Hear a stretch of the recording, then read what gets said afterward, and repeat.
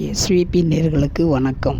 இப்பொழுது நமது எஸ்விபி நேயர்களுக்கு வடமேற்கு பகுதியில் உள்ள நிலைகள், அதாவது வடமேற்கு பகுதியில் என்னென்ன நிகழ்வுகள் பாதிப்பினால் என்னென்ன நிகழ்வுகள் நடக்கும் என்பதை எல்லா திசையில் உள்ள வீடுகளுக்கும் இப்பொழுது நம்ம அதை பார்ப்போம். அதாவது இப்போ மேற்கு பார்த்த வீடுன்னு நினச்சிட்டிங்கன்னா, அந்த வடகிழக்கு பகுதியானது ஏதாவது குறைபாடு இருந்துச்சுன்னா அந்த வடகிழக்கு பகுதி காற்றோட்டம் நிறைந்த பகுதி, காற்று மண்டலம் கொண்ட பகுதி. அந்த வடமேற்கு பகுதியில் பூஜை அறை வைத்தால் நன்கு, பூஜை அறை எப்படி நம்ம பிரார்த்தனை கடவுளிடம் கொண்டு போய் சேர்வதற்கான காற்று மூலியமாகவோ அல்லது அந்த அலைகள் மூலமாகவோ கடவுளிடம் கொண்டு சேர்வதற்கான ஒரு வழிவகுக்கும்.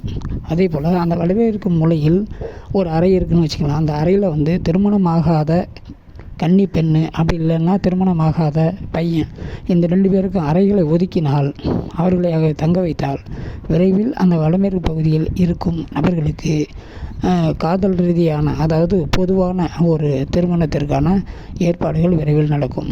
ஏன்னா அதே மாதிரி அந்த வடமேற்கு பகுதியில் வேறு எந்த பாதிப்புகள் இருந்தாலும் அந்த இப்போனா மேற்கு பார்த்த வீடுன்னா, அந்த மேற்கு பார்த்த வீடில் வடமேற்கு பகுதியில் பாதிப்புன்னா அந்த வீட்டின் ஓனர் அல்லது அந்த வீட்டில் வசிப்பவர்களுக்கு வலது பக்க கால்கள் ஒரு முட்டி வலி, கால் வலி, இது மாதிரி பாதிப்புகள் வரும். அதேமாதிரி வடக்கு பக்க வீடுவாக இருந்தால் அந்த வடமேற்கு பகுதியில் உள்புற மாடிப்படி அமைப்பு இருக்கக்கூடாது. அதேமாதிரி வெளிப்புற அமைப்பு மாடிப்படி இருக்கலாம். வடக்கு பார்த்த மனையின் அல்லது வீட்டில் நீச்சத்தில், அதாவது வடமேற்கு பகுதியான நீச்சத்தில் மாடிப்படி வெளிப்பக்கமாக திறந்த வெளி அமைப்பாக இருக்கலாம். ஆனால் உள் மாடிக்கட்டாக இருக்கக்கூடாது. அதேபோல் கிழக்கு பார்த்த மனையாக எடுத்துக்கணுமானா, அந்த கிழக்கு பார்த்த மனையின் வீடு, அந்த வீட்டுக்கு வடமேற்கு பகுதி பாதிப்புனாலும் அந்த உறவினர்கள், அவங்கள சம்மந்தப்பட்ட உறவினர்கள் அல்லது நண்பர்கள், இவர்களுடைய வருவார்கள் போவார்கள், அவருடைய எண்ணங்களை பிரதிபலிக்கும். அந்த வடமேற்கு பகுதியானது அவர்கள் எண்ணங்களை பிரதிபலிக்கும். சில பேர் கிழக்கு பார்த்த மனையில் வடமேற்கு பகுதியில் சமையல் கூட வச்சுருப்பாங்க. சில பேர் சமையல் கூட வச்சுருப்பாங்க. சில பேர் டாய்லெட், பாத்ரூம் வச்சுருப்பாங்க.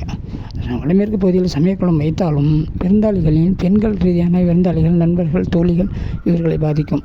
அதே மாதிரி தெற்கு பகுதி மனை எடுத்துக்கிட்டோம்னா, தெற்கு பகுதி வாசல் கொண்ட மனையாக இருந்தாலும் அந்த வடமேற்கு பகுதியில் பாதிப்பு என்றால், பொதுவாக வடமேற்கு பகுதி பாதிப்பு என்றால் உறவினர்கள், அதாவது நண்பர்கள், உறவினர்கள், சொந்தக்காரவங்க, இவங்கள தான் அவங்களுடைய நடவடிக்கை, அவருடைய போக்குவரத்து அந்த இதை பிரதிபலிக்கும். எந்த திசையாக வீடு அமைந்தாலும் அந்த வடமேற்கு பகுதியான பாதிப்புகளை சில பேர் ஏற்படுத்தும். அது நடைமுறையில் உள்ள கால்கள் அல்லது பயணங்கள் தடைபடும். இந்த எண்ணத்தில் சரியில்லை, இந்த பயணங்கள் தடைபடும். இது மாதிரியான ஒரு நிரந்தரமாக இல்லாத காற்று மாதிரி வாயுமூலை என்பதனால், அது காற்று மாதிரி ஒரு திசையிலிருந்து ஒவ்வொரு திசைக்கும் சென்று கொண்டு இருப்பதனால், அது நம்ம உறவினராக இருந்தாலும், நண்பர்களாக இருந்தாலும், சொந்தக்காரங்களாக இருந்தாலும் தங்கி போயிடுவாங்க. நிரந்தரமாக தங்கக்கூடியவர்களாக இருக்க மாட்டார்கள். அதனால் வடமேற்கு பகுதியில் அதிகமாக விருந்தாளிகள் அறையாக ஒதுக்குவது, அதாவது விருந்தாளிகள் அறையாக அமைப்பது சால சிறந்ததாகும். வர்ற விருந்தாளியை அந்த வடமேற்கு பகுதியில் உள்ள அறைகளை தங்க வைத்தால் அவர்கள் 2-3 நாட்களில் கிளம்பி விடுவார்கள், வெளியில் சென்று விடுவார்கள். அது வருவதும் போவதுமாக இருக்கும். மற்ற அறைகளில் தென்மேற்கு பகுதியோ, அது வடகிழக்கு பகுதியோ, அல்லது தென்கிழக்கு பகுதியிலையோ, அல்லது வடக்கு பகுதியிலையோ, தெற்கு பகுதியிலையோ விருந்தினர்களையும் நண்பர்களையும் தங்க வைத்தால் அவர்கள் நிரந்தரமாக தங்குவதற்கான வாய்ப்புகள் அதிகமாக இருக்கும்.